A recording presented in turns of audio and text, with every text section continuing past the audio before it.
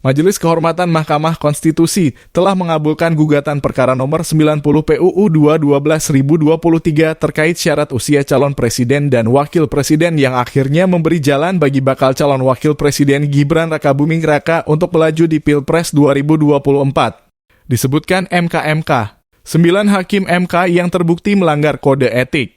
Penanganan uji materi perkara nomor 90 PUU 2-12-1023. Terkait isu pembiaran konflik kepentingan dan kebocoran rahasia rapat permusyawaratan hakim.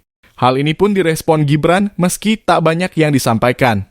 Ya sudah, saya ngikut saja, kata Gibran di DPRD Solo pada Selasa 7 November 2023. Putra sulung Presiden Jokowi itu enggan menanggapi apakah putusan MK-MK dapat merugikan langkahnya maju sebagai cawapres.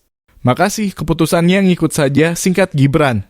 Diberitakan sebelumnya, MK-MK memutuskan bahwa 9 hakim konstitusi terbukti melanggar kode etik berupa prinsip kepantasan dan kesopanan dalam penanganan uji materi perkara nomor 90 PUU 2-12-1023. Atas pelanggaran ini, para hakim dijatuhi sanksi berupa teguran lisan.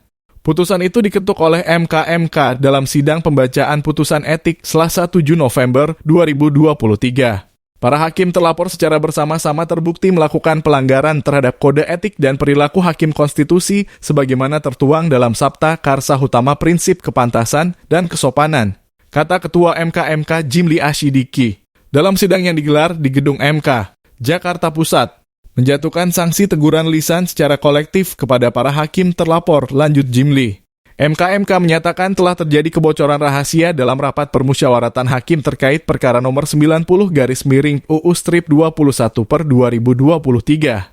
Kebocoran rahasia ini berpijak dari reportase majalah Tempo edisi 22 Oktober 2023 bertajuk Skandal Mahkamah Keluarga beberapa hari setelah perkara nomor 90/UU-21/2023 diputus.